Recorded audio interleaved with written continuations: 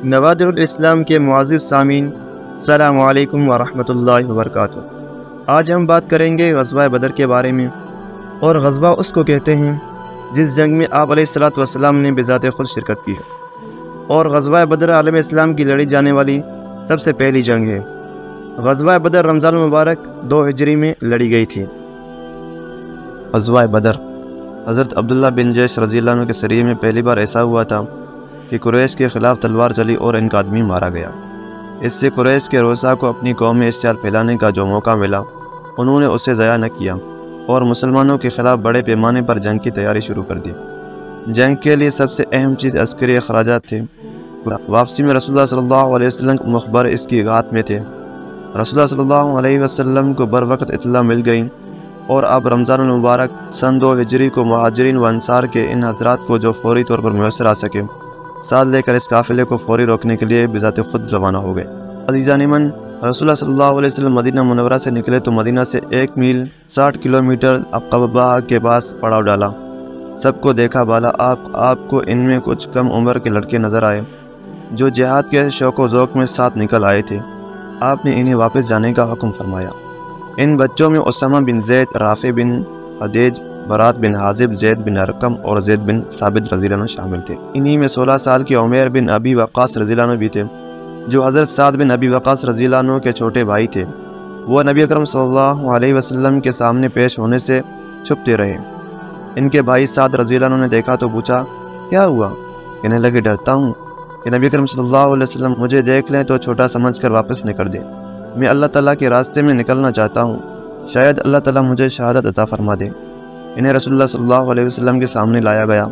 آپ نے حسب معمول انہیں بھی واپس جانے کا حکم دے دیا، جسے سن کر وہ رونے لگے۔ آخر آپ علیہ الصلوۃ والسلام نے ان کا جذبہ دیکھ کر اس مہم میں شرکت کی اجازت دے دی۔ مسلمانوں کی تعداد 313 تھی۔ لشکر میں گھوڑے صرف 2 اور 70 اونٹ تھے۔ ایک اونٹ پر 3 افراد باری باری سوار ہوتے۔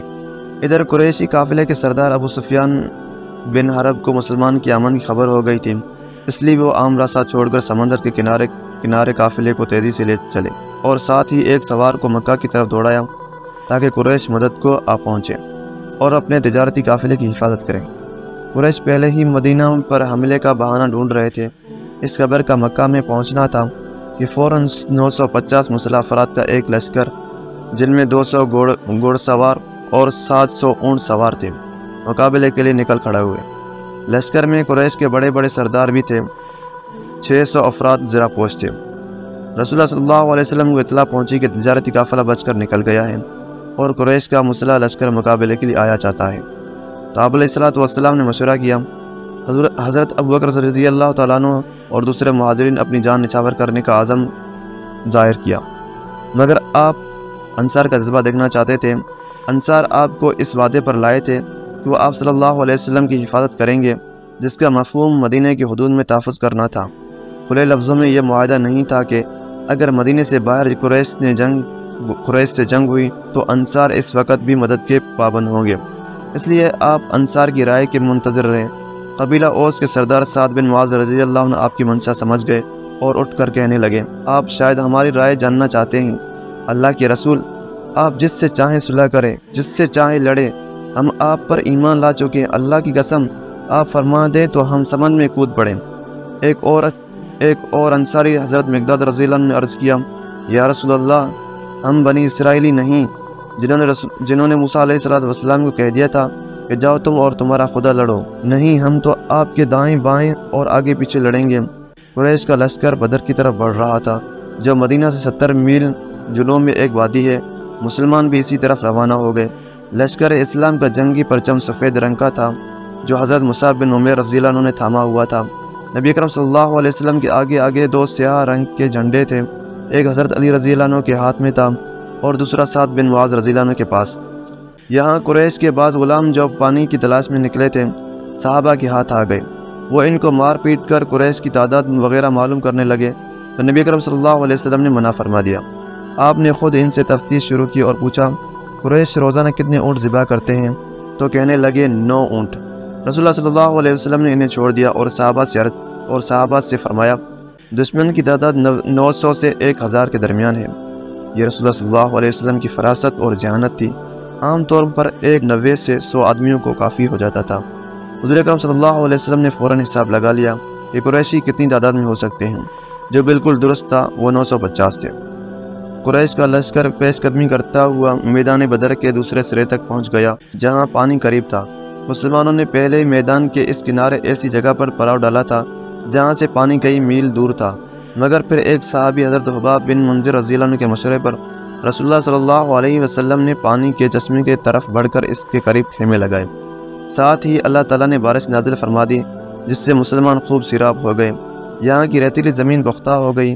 یہی بارش قریش کے لیے نقصان دہ ثابت ہوئی، کیونکہ ان کے پڑاؤ میں کیچڑ اور پھسلن پیدا ہو گئی۔ جمعے کا دن 2 ہجری کا سورج طلوع ہوا تو قریش اپنی جنگی تیاری مکمل کر چکے تھے۔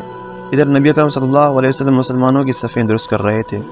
حضرت سعد بن معاذ رضی اللہ عنہ کے مشورے سے آپ صلی اللہ علیہ وسلم کے لیے ایک ٹیلے پر کھجور کی شاخوں اور پتوں سے ایک صاحبان بنا دیا گیا تاکہ آپ وہاں تشریف رکھیں اور پورے میدان میں جنگ کا معائنہ کر کے احکامات دیتے رہیں۔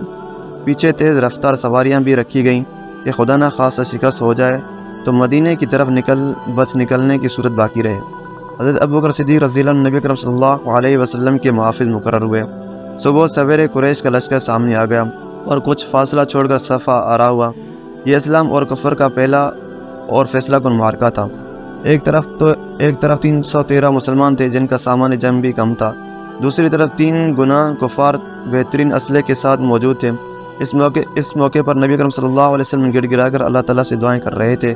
آپ فرما رہے تھے، اے اللہ، اگر آج مومنوں کی یہ جماعت ہلاک ہو گئی تو پھر قیامت تک روئے زمین پر تیری عبادت کرنے والا نہیں رہے گا۔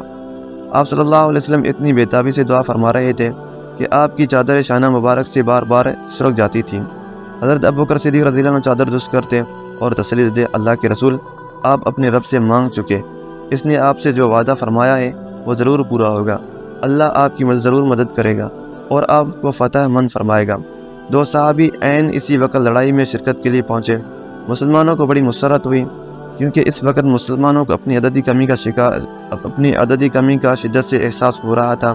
ایسے میں اگر ایک شخص بھی مزید پہنچ جاتا تو غنیمت تھا، مگر آنے والوں نے بتایا راستے میں ہمیں کفار نے روک لیا تھا اور کہا تم محمد صلی اللہ علیہ وسلم امداد کے لیے جا رہے ہو۔ ہم نے بادل خانسہ کہا کہ ہم لڑائی میں شرکت کے لیے نہیں جا رہے۔ انہوں نے ہم سے یہ وعدہ لے کر چھوڑا کہ ہم جنگ میں شریک نہیں ہوں گے۔ رسول اللہ صلی اللہ علیہ وسلم نے سنا تو دونوں کو لڑائی میں حصہ لینے سے روک دیا اور فرمایا، ہم ہر حال میں وعدے کی پابندی کریں گے، ہمیں بس اللہ کی مدد کافی ہے۔ یہ وعدے کی پابندی کی ایسی مثال ہے جو پیغمبر ہی کر سکتے ہیں۔ عزیزان من، جنگ اسی طرح شروع ہوئی کہ کفار کی صفوں سے عمر رسیدہ عتبہ بن ربیعہ جو لشکر کا سردار تھا، اپنے بھائی شیبہ اور اپنے بیٹے ولید کے ساتھ میدان میں نکلا۔ تینوں نامور سپاہی تھے۔ انہوں نے آتے ہی للکارا، اے مسلمانوں، کوئی ہم سے مقابلہ کرنے والا ہے تو آ جائے۔ یہ سنتے ہی 3 انصاری نوجوان معوذ، عوف اور عبداللہ بن رواحہ رضی اللہ عنہ آگے بڑھے۔ عتبہ نے پوچھا، تم کون ہو؟ انہوں نے تعارف کرایا تو عتبہ نے کہا، ہمیں تم سے کوئی غرض نہیں، ہمارے ٹکر کے لوگ مقابلے کے لیے بھیجو۔ رسول اللہ صلی اللہ علیہ وسلم خود ٹیلے سے جنگ کی کمان کر رہے تھے۔ آپ نے ان تینوں کو واپس آنے کا حکم دیا اور آواز لگائی، اے عبیدہ بن حارث اٹھو، اے حمزہ اٹھو، اے علی اٹھو۔ یہ تینوں قریشی تھے اور جنگجوئی میں نامور عبیدہ بن حارث 65 سال کے تھے، حمزہ رضی اللہ عنہ 57 برس کے اور علی رضی اللہ عنہ صرف 25 سال کے۔ اب مقابلہ بالکل کانٹے کا تھا، کیونکہ ادھر عتبہ بوڑھا تھا، شیبہ اس سے کچھ کم عمر اور ولید بالکل جوان تھا۔ تینوں صحابی اپنی صف سے نکل کر ان کے سامنے پہنچے۔ انہوں نے چہرے اور سر ڈھانپے ہوئے تھے، اس لیے عتبہ نے پوچھا تھا، تم کون ہو؟ انہوں نے اپنے نام بتائے تو وہ بولا، ہاں تم لوگ ہمارے برابر کے ہو۔ حضرت عبیدہ بن حارث رضی اللہ عنہ عتبہ بن ربیعہ سے مقابلہ آور ہوا۔ حضرت حمزہ رضی اللہ عنہ اپنے ہم عمر شیبہ پر بل پڑے اور حضرت علی رضی اللہ عنہ نے اپنے نوجوان مقابل ولید پر حملہ کیا۔ حضرت حمزہ رضی اللہ عنہ نے شیبہ کو وار کرنے کا موقع بھی نہ دیا اور ایک ہی ضرب سے اس کو قتل کر ڈالا۔ حضرت علی رضی اللہ عنہ کے سامنے ولید نہ ٹک سکا اور مارا گیا، مگر حضرت عبیدہ بن حارث رضی اللہ عنہ اور عتبہ دونوں بہت پرانے شمشیر زن تھے، اس لیے دیر تک لڑتے رہے۔ دونوں کی تلواریں دیر تک ٹکراتی رہیں۔ آخر حضرت عبیدہ رضی اللہ عنہ لڑتے لڑتے زخمی ہو کر گر گئے۔ حضرت حمزہ اور حضرت علی رضی اللہ عنہ نے انہیں گرتے دیکھا تو عتبہ کی طرف لپکی اور اس کا کام تمام کر دیا۔ پھر وہ عبیدہ رضی اللہ عنہ اٹھا کر آپ صلی اللہ علیہ وسلم کے پاس لائے حضرت عبیدہ رضی اللہ عنہ نے آپ کے قدموں پر رخسار رکھتے ہوئے سوال کیا، یا رسول اللہ، کیا میں شہید ہوں؟ رحمت عالم صلی اللہ علیہ وسلم نے فرمایا، میں گواہی دیتا ہوں کہ تم شہید ہو۔ سامعین معزز، عتبہ اور ولید کے مارے جانے کے بعد گھمسان کی جنگ شروع ہوئی۔ مسلمانوں میں سے سب سے پہلے حضرت عمر رضی اللہ عنہ کے غلام میجا آگے بڑھے اور شہید ہو گئے۔ ادھر نبی کرم صلی اللہ علیہ وسلم نے مسلمانوں کو جوش دلاتے ہوئے فرمایا، اس ذات کی قسم جس کے قبضے میں میری جان ہے، جو شخص بھی آج ان مشرکوں کے مقابلے میں صبر اور حوصلے سے لڑے گا اور پیٹھ نہیں پھیرے گا، اسے اللہ تعالیٰ جنت میں جگہ عطا فرمائیں گے۔ کچھ صحابہ محفوظ دستے کے طور پر پچھلی صف میں رسول اللہ صلی اللہ علیہ وسلم کے قریب موجود تھے۔ ان میں عمیر بن حمام رضی اللہ عنہ بھی تھے، جو ہاتھ میں کچھ کھجوریں لیے کھا رہے تھے۔ آپ صلی اللہ علیہ وسلم کے الفاظ سنتے ہی وہ بول اٹھے، کیا میں ان میں سے شامل ہو سکتا ہوں؟ فرمایا، تم انہی میں سے ہو۔ وہ بولے، واہ، تو میرے لیے جنت کے درمیان اتنا سا فاصلہ ہے کہ کوئی مجھے قتل کر دے۔ یہ کہہ کر کھجوریں پھینک دیں اور تلوار سون کر دشمن کی طرف دوڑے۔ لڑتے لڑتے کئی کو قتل کیا اور آخر خود بھی شہید ہو گئے۔ جنگ میں انصاری نوجوانوں کا جوش و خروش قابل دید تھا۔ دو انصاری بھائیوں معاوض بن عفرا اور معاوض بن عفرا نے جو حضرت عبد الرحمن بن عوف رضی اللہ عنہ کے پاس کھڑے تھے، ان سے پوچھا، چچا کیا آپ ابو جہل کو جانتے ہیں؟ انہوں نے جواب میں کہا، ہاں خوب پہچانتا ہوں۔ تمہیں اس سے کیا کام؟ بولے، سنا ہے وہ رسول اللہ صلی اللہ علیہ وسلم کو برا بلا کہتا ہے، اللہ کی قسم اگر وہ نظر آ گیا تو بچ کر نہیں جا سکتا۔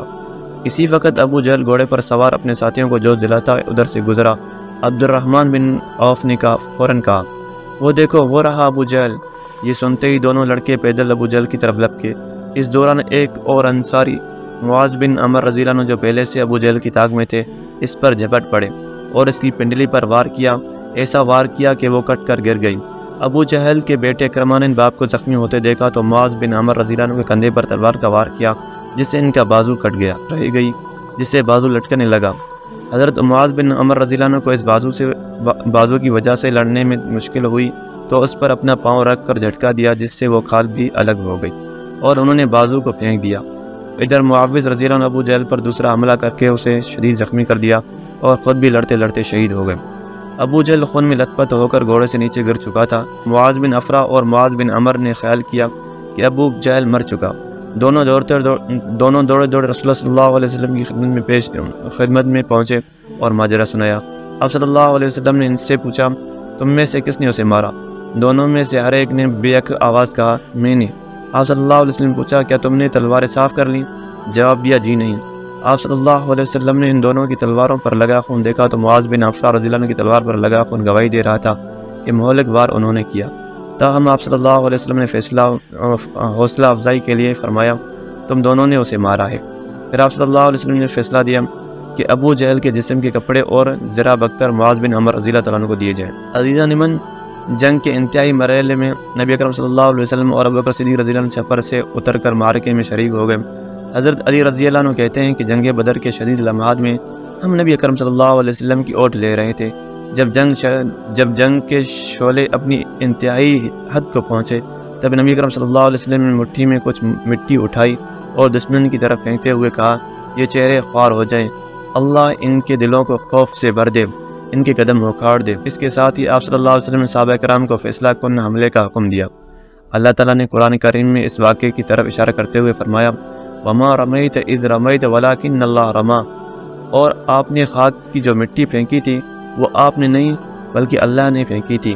معجزانہ طور پر کفار میں سے ہر ایک کی آنکھ میں یہ مٹی جا پڑی، ان میں کھلبلی مچ گئی۔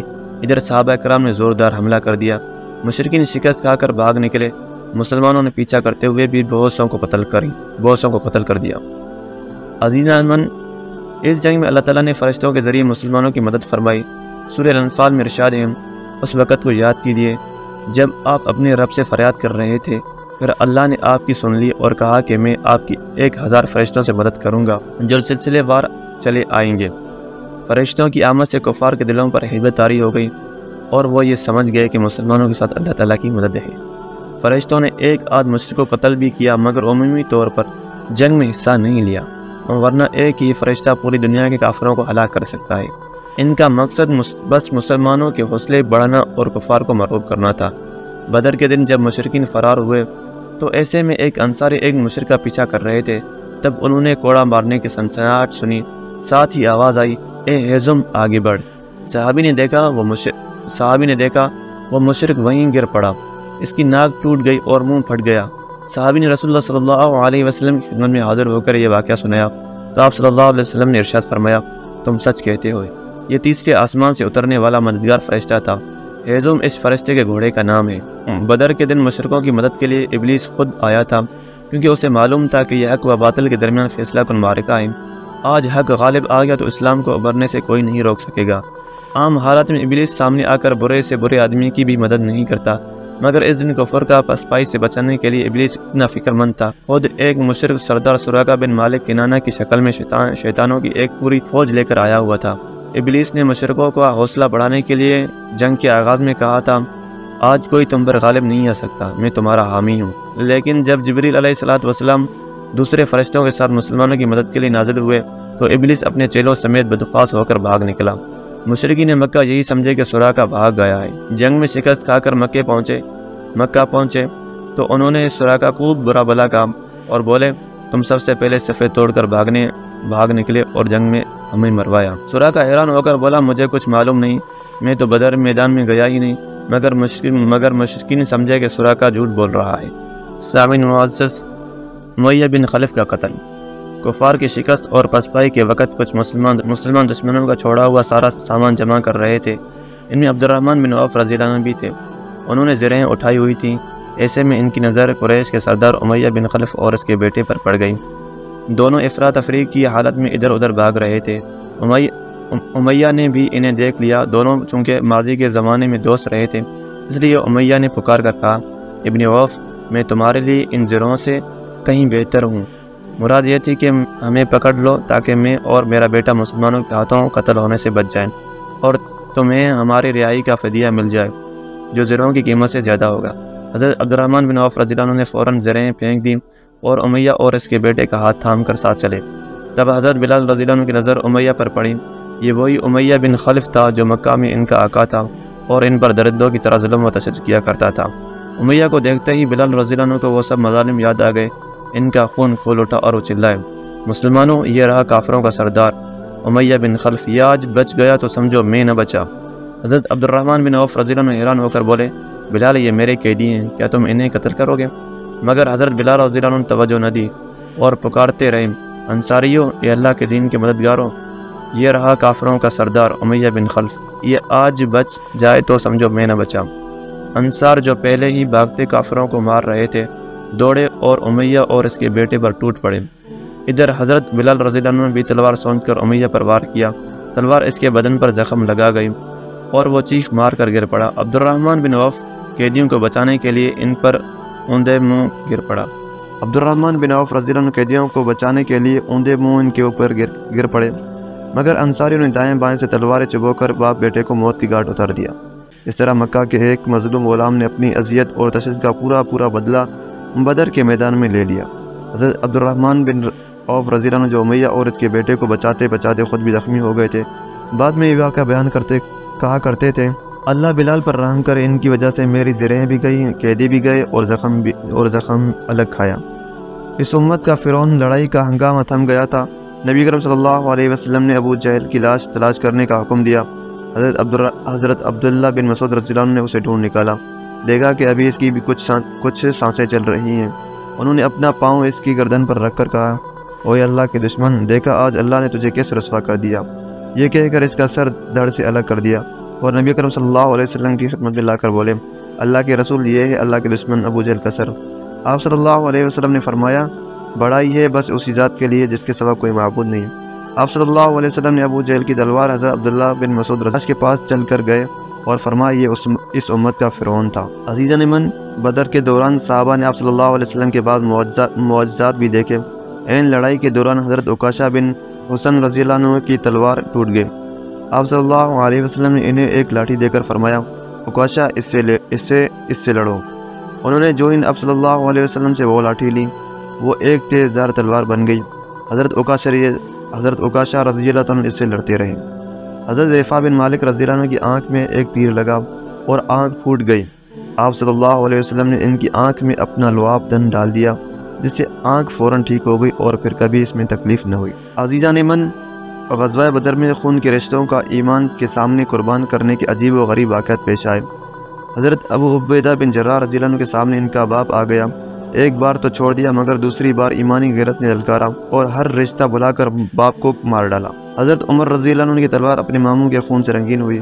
مشرکوں کے ساتھ حضرت ابوبکر صدیق رضی اللہ عنہ کے بڑے بیٹے عبد الکعبہ بھی تھے جو اس وقت مسلمان نہیں ہوئے تھے۔ اسلام لانے کے بعد یہی عبد الرحمن بن ابی بکر کہلائے۔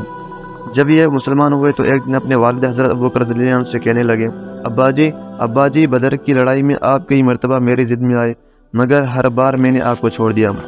حضرت ابوبکر رضی اللہ عنہ نے برجستہ جواب دیا، مگر بیٹا اگر تم اس دن میری ضد میں آ جاتے تو میں ہرگز لحاظ نہیں کرتا۔ عزیزان ایمان، غزوہ بدر کی خوشی کے غم کے میلاب کا ایک عجیب منظر دیکھا۔ ایک طرف قاصد فتح کی بشارت لے کر مدینہ میں داخل ہو رہا تھا اور دوسری طرف رسول اللہ صلی اللہ علیہ وسلم کی صاحبزادی حضرت رقیہ رضی اللہ عنہ دنیا سے رخصت ہو رہی تھی۔ وہ کئی دنوں سے شدید بیمار تھیں۔ حضور اکرم صلی اللہ علیہ وسلم نے ان کے خاوند حضرت عثمان رضی اللہ عنہ کو ان کی تیمارداری کے لیے مدینہ منورہ میں رہنے کا حکم دیا تھا، ورنہ وہ خود جہاد میں جانے کے لیے تیار تھے۔ نبی اکرم صلی اللہ علیہ وسلم تکبیریں بلند کرتے صحابہ کے ساتھ مدینہ منورہ میں داخل ہوئے تو آپ کی لاڈلی بیٹی کو بقیع کی ٹھنڈک خاک میں دفن کیا جا رہا تھا۔ سامعین معزز، غزوہ بدر میں صرف 14 مسلمان شہید ہوئے۔ ان میں سے 6 مہاجر اور 8 انصاری تھے۔ حضرت سعد بن ابی وقاص رضی اللہ عنہ کے کمسن بھائی عمیر بن ابی وقاص رضی اللہ عنہ بھی اسی لڑائی میں شہید ہوئے۔ عبیدہ بن حارث رضی اللہ عنہ نے جو عتبہ سے لڑتے ہوئے شدید زخمی ہوئے تھے، جنگ کے اختتام پر واپسی کے سفر میں جام شہد نوش کیا۔ نبی اکرم صلی اللہ علیہ وسلم نے انہیں اپنے ہاتھوں سے قبر میں اتارا۔ قریش کے 70 افراد مارے گئے جن میں ان کے نامور سردار اور سپاہ سالار شامل تھے۔